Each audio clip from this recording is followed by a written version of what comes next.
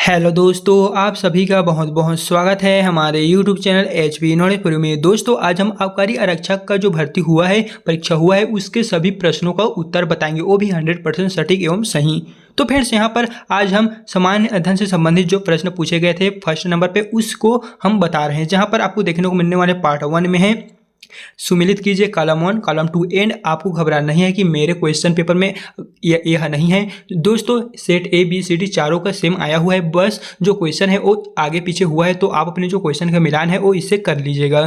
First question में दिया गया है सुमिलित कीजिए, जहाँ पर कॉलम 1 और कॉलम 2 दिए गए हैं, जहाँ पर कुछ इस प्रकार से जो क्वेश्चन है वो दिए गए हैं। तो चलिए, इसका जो सही आंसर है वो हम आपको बिल्कुल बताते चलेंगे कौन से सही हैं। तो दोस्तों, इसका सही आंसर हो जाएगा, यहाँ पर दिखाई दे रहे जो ऑप्शन नंबर बी यहाँ पर जो दिखाई दे रहा है वही सही हो जाएगा। चलिए, हम आपको मिला के बता देते हैं। यहाँ पर ए, चलिए देख सकते हैं दोस्तों, यहाँ पर जो ए हो जाएगा एक्सोथर्मिक, ये हो जाएगा ऊष्मा उत्सर्जित करता है, और एंडोथर्मिक ऊष्मा अवशोषित करता है। एंथैल्पी किसी तंत्र की कुल ऊष्मा सामग्री है, और सक्रियण ऊर्जा अभिक्रिया आरंभ करने के लिए आवश्यक न्यूनतम ऊर्जा है। तो आप यहाँ से ऑप्शन बी को करेक्ट कीजिएगा, यही जो है वो करेक्ट हो जाएगा।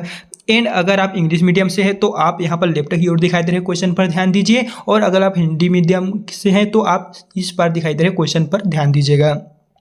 फिर यहाँ पर नेक्स्ट नंबर का क्वेश्चन है, निम्नलिखित वित्त आयोग के अध्यक्षों को जो अध्यक्ष हैं उनको आपको काल के अनुसार क्रम में व्यवस्थित करना है। यहाँ पर आपको कुल वित्त आयोग के अध्यक्ष दिए गए हैं और इनको आपको काल में व्यवस्थित करना है। तो इस क्वेश्चन का सही आंसर है ऑप्शन नंबर सी, यहाँ पर दिए गए हैं। चलिए, हम आपको मिला के बता देते हैं। यहाँ पर है सबसे पहले जो कालक्रम के आधार पर आएगा वो है YB रेड्डी, फिर है विजय L केलकर, फिर डॉक्टर C रंगाराजन, और उसके पश्चात है NK सिंह, फिर बच रहा है अरविंद पनगरिया। तो आप यहाँ से जो ऑप्शन नंबर सी है इसे दोस्तों मिलान कर लीजिए, यहाँ पर जो ऑप्शन है वो आपको करेक्ट देखने को मिल जाएगा।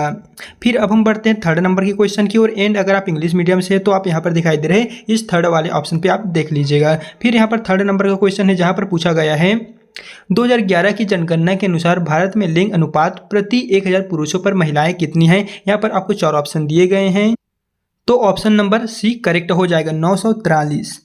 2011 की जनगणना के अनुसार भारत में लिंग अनुपात प्रति 1000 पुरुषों में जो महिलाएं हैं वो है 943, ये जो है वो करेक्ट है। एंड यहाँ पर थर्ड नंबर का। एंड दोस्तों, आपका कितना नंबर बन रहा है, आप कितने क्वेश्चनों को सही किए हैं, आप हमें कमेंट बॉक्स में जरूर बताइएगा। फिर यहाँ पर फोर्थ नंबर के क्वेश्चन में दिए गए हैं कॉलम 1 और कॉलम 2, जहाँ पर कॉलम 1 में आपको कुछ नाम दिए गए हैं और आपको बताना है कि सही जो है वो कौन से क्रम में आया है। तो इसका भी हो जाएगा ऑप्शन नंबर सी, यानी कि दिए गए हैं। चलिए, हम आपको मिला के बताते हैं। जो रोप आ जाएगा ये सबसे लास्ट में आएगा, जो घुघुती हो जाएगा ये थर्ड नंबर पे आ जाएगा हिमालय प्रदेश, और जो बिहू है वो हो जाएगा फर्स्ट नंबर पे असम, और डिंडी हो जाएगा महाराष्ट्र। इस तरह दोस्तों आप अपने उत्तरों को मिलान यहाँ से कर लीजिएगा। ऑप्शन नंबर सी है वो यही करेक्ट है। फिर यहाँ पर 5th नंबर के क्वेश्चन में दिए गए हैं 2011 की जनगणना के अनुसार भारत में जनसंख्या घनत्व व्यक्ति प्रति वर्ग किलोमीटर की दर से यहाँ पर कितना है, ये पूछा गया है। तो इसका सही आंसर हो जाएगा ऑप्शन नंबर डी 430। 2011 की जनगणना के अनुसार भारत में जनसंख्या घनत्व व्यक्ति प्रति वर्ग किलोमीटर जो है वो 430, ऑप्शन नंबर डी यहाँ पर करेक्ट हो जाएगा।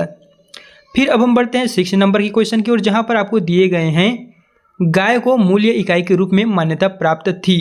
यहाँ पर कौन से काल में गाय को मूल्य इकाई के रूप में मान्यता प्राप्त थी, ये आपको बताना है। तो इस क्वेश्चन का सही आंसर है ऑप्शन नंबर सी, यहाँ पर दिखाई दे रहे फर्स्ट और थर्ड ये करेक्ट है, यानी कि ऋग वैदिक काल और उत्तर वैदिक काल में गाय को मूल्य इकाई के रूप में मान्यता प्राप्त थी। ये दोस्तों करेक्ट आंसर हो जाएगा। इन क्वेश्चनों को हमने पिछले चैनल पे जो हमने ऑनलाइन क्लास स्टार्ट किए थे वहाँ पर बताए हुए थे, ये जो क्वेश्चन है वो यहाँ पर आ गए हैं।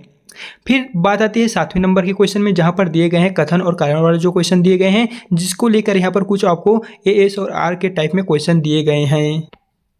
तो इस क्वेश्चन का सही आंसर है ऑप्शन नंबर ए, AS और R दोनों सही हैं, और RA का जो मूल्य है वो स्पष्टीकरण कर रहा है। यानी कि दोस्तों यहाँ पर जो क्वेश्चन दिए गए हैं कथन और कारण दोनों ही करेक्ट है, और यहाँ पर जो कारण है वो कथन की सही व्याख्या कर रहा है, सही स्पष्टीकरण है। तो अब जो ऑप्शन नंबर जो यहाँ पर दिए गए हैं ये इसी को करेक्ट मानिएगा। एंड हम जो क्वेश्चन बता रहे हैं वो संभावित क्वेश्चन है, एंड जब व्यापम की ओर से ऑफिशियली मॉडल आंसर जारी होगा तो उसे आपको प्रमाणिक मानना है, क्योंकि व्यापम की ओर से जो मॉडल आंसर आएगा उसमें भी थोड़ा बहुत जो क्वेश्चन है उनमें कम ज़्यादा हो सकते हैं। फिर इस क्वेश्चन में पूछा गया है भित्ति चित्रकला के लिए प्रसिद्ध बाघ की गुफाएं मध्य प्रदेश के किस जिले में स्थित है, तो हो जाएगा ऑप्शन नंबर बी धार। भित्ति चित्रकला के लिए जो प्रसिद्ध बाघ की गुफाएं हैं वो मध्य प्रदेश के धार जिले में स्थित है, ऑप्शन जो बी है वो करेक्ट हो जाएगा। यहाँ से भी आप देख लीजिएगा ऑप्शन बी। फिर 9 नंबर के क्वेश्चन में दिए गए हैं निम्न में से कौन सा कथन सत्य है। यहाँ पर दिए गए हैं 2 कथन और आपको बताने की कौन से कथन सत्य है और कौन किसका स्पष्टीकरण है। तो इस क्वेश्चन का सही आंसर है ऑप्शन नंबर फर्स्ट। कथन फर्स्ट सही है, यानी कि जिन वस्त्रों में फूलों की कढ़ाई होती थी उन्हें पुष्पपट्ट कहा जाता था, ये करेक्ट है। लेकिन यहाँ पर दिए गए हैं भारतीय वस्त्रों की सजावट की इस कला का संबंध राजस्थान से, तो ये गलत है। ऑप्शन जो ये में दिए गए हैं यही दोस्तों करेक्ट आंसर हो जाएगा। फिर यहाँ पर 10वें नंबर के क्वेश्चन में दिए गए हैं भारतीय स्वतंत्रता आंदोलन को उनके होने के सही क्रम में आपको बताना है कि कौन से जो आंदोलन है वो पहले हुए हैं, फिर उसके पश्चात, इस तरह आपको बढ़ते हुए जो क्रम है उसके आधार पर आपको यहाँ पर व्यवस्थित करना है। तो इस क्वेश्चन का सही आंसर है ऑप्शन नंबर बी। यहाँ पर दिए गए हैं सबसे पहले हुआ था खिलाफत आंदोलन, फिर उसके पश्चात असहयोग आंदोलन, फिर सविनय अवज्ञा आंदोलन, फिर भारत छोड़ो आंदोलन सबसे लास्ट में हुआ था। तो इस तरह जो ऑप्शन नंबर आपको दिए गए हैं यहाँ पर बी दिए गए हैं, यही दोस्तों करेक्ट आंसर हो जाएगा। 10वें नंबर का बी है करेक्ट। एंड आपका कितना नंबर बढ़ रहा है जल्दी से आप हमें कमेंट बॉक्स में बता दीजिएगा। फिर यहाँ पर नेक्स्ट क्वेश्चन है निम्नलिखित में से कौन सी सदिश राशि है, ये क्वेश्चन में पूछा गया है। ऑप्शन यहाँ पर कुछ दिए गए हैं जिसका सही आंसर हो जाएगा ऑप्शन नंबर ए गति। यहाँ पर पूछा गया है सदिश राशि, तो इसका सही आंसर है गति। गति ही है जो सदिश राशि है। फिर यहाँ पर 12वें नंबर के क्वेश्चन में दिए गए हैं भारतीय संविधान की 7वीं अनुसूची के तहत राज्य सूची में शामिल विषय और विषयों की जो है वो आपको पहचान करना है कौन कौन से हैं। तो इस क्वेश्चन का दोस्तों सही आंसर हो जाएगा, तो इस क्वेश्चन का सही आंसर हो जाएगा ऑप्शन नंबर ए के और एम, यानी कि यहाँ पर लिखा गया है के और एम, के भूमि और एम कृषि। भारतीय संविधान की 7वीं अनुसूची के तहत राज्य सूची में शामिल विषयों की जो पहचान थी वो ऑप्शन नंबर यहाँ पर ए है, के और एम। दोस्तों आप इसी को सही मानिएगा। फिर यहाँ पर नेक्स्ट क्वेश्चन है बंगाल की खाड़ी में मिलने वाली नदियाँ, आपको बताने की जो बंगाल की खाड़ी है वहाँ पर कौन कौन सी नदियाँ आपस में आकर मिलती है। तो इस क्वेश्चन का सही आंसर है बंगाल की खाड़ी में मिलने वाली नदियां है दामोदर, इंद्रावती और कावेरी। जे के एम ऑप्शन नंबर सी में देखने को मिल रहा है, यही दोस्तों करेक्ट आंसर हो जाएगा। दामोदर, इंद्रावती, कावेरी जो नदी है वो बंगाल की खाड़ी में मिलने वाली नदियां हैं। फिर यहाँ पर लिखा हुआ है सुमेलित कीजिए कॉलम 1 को आपको कॉलम 2 से सुमेलित करना है, जहाँ पर क्वेश्चन दिए गए हैं कुछ इस प्रकार है, जिसका दोस्तों चलिए हम आपको सही आंसर बताते हैं कौन कौन से हो रहा है। तो पहले का जो हो जाएगा ब्रिटिश संविधान, ये आ जाएगा यहाँ पर सरकार का संसदीय स्वरूपावि से पहले मानिएगा। फिर है आयरलैंड का संविधान, ये आ रहा है 4थे नंबर पे, तो दूसरा मानेंगे राज्य की नीति निर्देशक तत्व। फिर है कनाडा का संविधान, सी आ रहा है 1st नंबर पे। अर्धसंघात्मक सरकार का स्वरूप, फिर 4थे नंबर पे है अमेरिका का संविधान, तो ये बच रहा है न्यायिक पुनर्लोकन, यही दोस्तों करेक्ट आंसर हो जाएगा। तो आपको कौन से ऑप्शन को सही मानना है, वो है ऑप्शन नंबर यहाँ पर डी दिए गए हैं, इसी को दोस्तों आप करेक्ट मानिएगा। इनसे ही आप इसको फाइंड आउट करिएगा तो आपका जो सही आंसर है वो आपको ऑटोमेटिक पता चल जाएगा। फिर यहाँ पर नेक्स्ट नंबर का जो क्वेश्चन है जहाँ पर लिखा गया है बुद्ध ने दुख निरोध के कितने मार्ग बताए हुए हैं, तो इसका सही आंसर हो जाएगा ऑप्शन नंबर यहाँ पर है 3। बुद्ध ने दुख निरोध के कितने मार्ग बताए हैं, वो है 3। ऑप्शन नंबर जो 3 है वही करेक्ट हो जाएगा। फिर यहाँ पर नेक्स्ट 16 नंबर का क्वेश्चन में दिए गए हैं प्रकाश स्वतंत्र अभिक्रियाएं केल्विन चक्र कहाँ पर होती है, आपको बताना है कि जो केल्विन चक्र है वो कहाँ पर होती है। तो फ्रेंड्स इस क्वेश्चन के आंसर को हमारे गुरु के द्वारा अभी फाइंड आउट कर रहा है, जैसे ही मिलते हैं तो हम आपको टेलीग्राम और व्हाट्सएप चैनल के माध्यम से इसका जो फोटो है वो डाल देंगे, तो उसको भी आप ज्वाइन कर लीजिएगा। एंड जैसे ही मिलता है तो हम आपको बता देंगे। फिर यहाँ पर नेक्स्ट 70 नंबर के क्वेश्चन में दिए गए हैं सुमिलित करके आपको सही उत्तर बताना है। कॉलम 1 में आपको लेखकों का नाम दिए गए हैं और कॉलम 2 में आपको जो उनकी कृतियाँ हैं वो दिए गए हैं। तो चलिए हम आपको इसका जो सही आंसर है वो आपको मिला के बता देते हैं। तो दोस्तों फर्स्ट क्वेश्चन आ जाएगा मेघस्थनीज, वो है 4थे नंबर पे इंडिका। फिर यहाँ पर दिए गए हैं पतंजलि, तो पतंजलि आ जाएगा 1st नंबर पे महाभाष्य। फिर नेक्स्ट है कल्हड़, तो कल्हड़ आ जाएगा यहाँ पर राजतरंगिणी। फिर बिल्हर है तो ये बच रहा है विक्रम देवचरित, यही दोस्तों करेक्ट आंसर है जो आपको देखने को मिलने वाले हैं। यहाँ पर ऑप्शन नंबर डी में देख लीजिएगा, यहाँ पर दिए गए हैं, यही जो आप करेक्ट आंसर है इसका फाइंड आउट आप यहाँ से कर लीजिएगा। आपका जो क्वेश्चन का आंसर है वो ऑटोमेटिक यहाँ से बन जाएगा। फिर यहाँ पर 18वें नंबर के क्वेश्चन में दिए गए हैं पृथ्वी की भूपटल में सबसे अधिक मात्रा में पाए जाने वाला तत्व कौन सा है, तो तत्व हो जाएगा ऑप्शन नंबर ए आयरन। यहाँ पर लिखा हुआ है एफ ही, लेकिन आयरन उसका पूर्ण रूप होता है आयरन। पृथ्वी की भूपटल में सबसे अधिक मात्रा में पाए जाने वाला तत्व है F he iron, option A correct है। फिर यहाँ पर नेक्स्ट नंबर के क्वेश्चन में दिए गए हैं निम्नलिखित प्रधानमंत्रियों को उनके कार्यकाल के आधार पर सही क्रम में व्यवस्थित करना है और नीचे विकल्प दिए गए हैं, यानी कि उनके जो काल है सबसे पहले कौन शासन किए थे, इस तरह आपको उनको जो कालक्रम है वो आपको व्यवस्थित कर। तो चलिए इसका जो सही आंसर है वो हम आपको मिला के दिखा देते हैं। तो हो जाएगा सबसे पहले वीपी सिंह, फिर 2nd नंबर पे आ जाएगा चंद्रशेखर। फिर थर्ड नंबर पे आ जाएगा नरसिम्हा राव। फिर फोर्थ नंबर पे आ जाएगा HD देवगौड़ा। फिर ई में आ जाएगा, सॉरी दोस्तों, फिफ्थ नंबर पे आ जाएगा इंद्र कुमार गुजराल। तो इसका जो करेक्ट आंसर है वो आपको ऑप्शन नंबर ए में देखने को मिल जाएगा। यहाँ से दोस्तों आप फाइंड आउट कर लीजिएगा, आपका जो क्वेश्चन का सही आंसर है वो आपको ऑटोमेटिक देखने को मिल जाएगा। तो आप ऑप्शन नंबर जो ए दिए गए हैं इसको सही मानिएगा।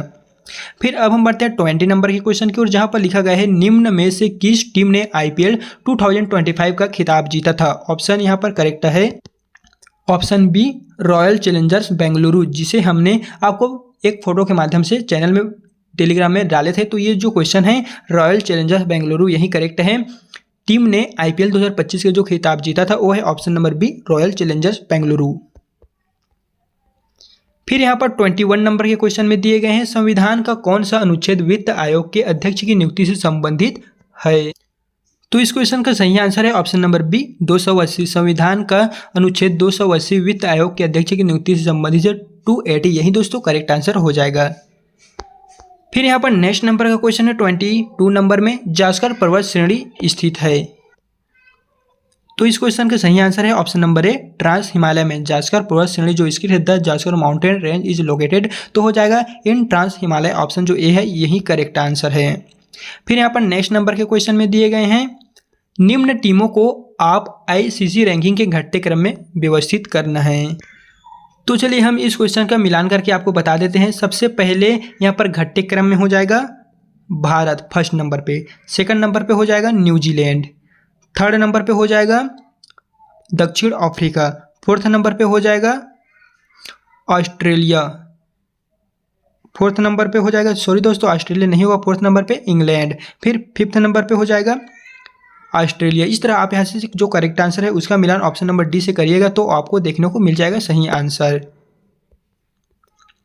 फिर यहाँ पर 24 नंबर के क्वेश्चन में दिए गए हैं निम्नलिखित कथन में से ब्लैक होल के बारे में आपको बताना है। यहाँ पर इसका सही आंसर हो जाएगा ऑप्शन नंबर ए केवल फर्स्ट और सेकंड।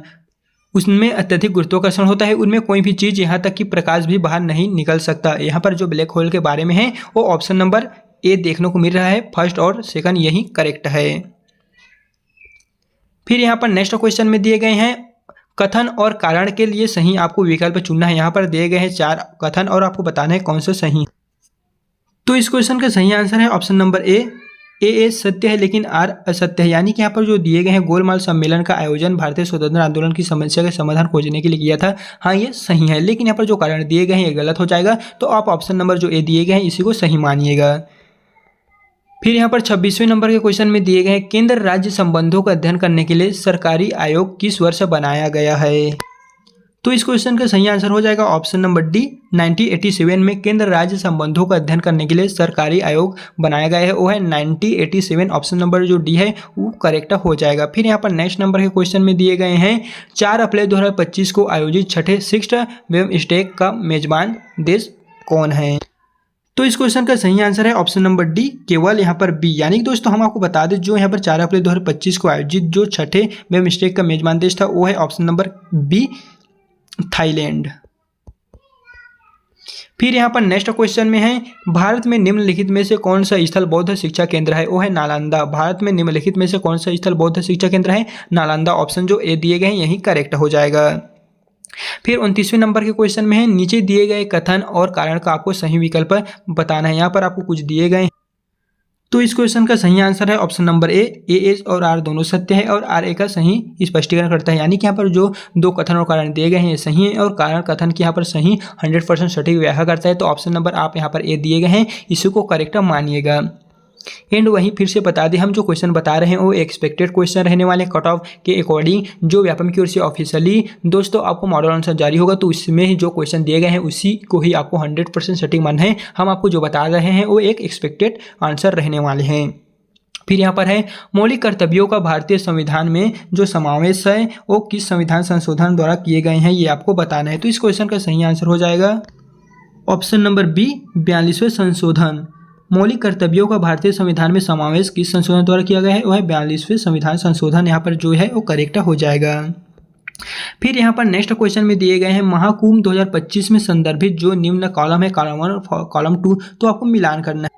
तो चलिए यहाँ से हम आपको मिलान करके बता देते हैं। तो इस क्वेश्चन का सही आंसर के लिए 14 जनवरी हो जाएगा। मकर संक्रांति आप लोगों को पता ही है, 14 जनवरी को मकर संक्रांति का आयोजन किया जाता है। फिर है 29 जनवरी, तो आप 29 जनवरी को देखने को मिलने वाले हैं मौनी अमावस्या। फिर है 12 फरवरी, तो 12 फरवरी को क्या होता है, माघी पूर्णिमा। फिर है 26 फरवरी, तो 26 फरवरी को हो जाएगा ऑप्शन नंबर जो दिए गए हैं महाशिवरात्रि। दोस्तों आप उसे याद मत रखिए, यहाँ पर है 14 जनवरी मकर संक्रांति, 26 फरवरी महाशिवरात्रि। आप इन दोनों को मिलाइएगा इस क्वेश्चन में, तो हो जाएगा ऑप्शन नंबर जो बी है वो आपको देखने को मिल जाएगा। आप इसे रहने दीजिए, आप इसी को ही मिलाइए। तो इसका जो सही आंसर है, सॉरी दोस्तों, यहाँ पर 14 और 26 को मिलाइए तो सही आंसर आपको पता चल जाएगा। इसका सही आंसर है ऑप्शन नंबर बी।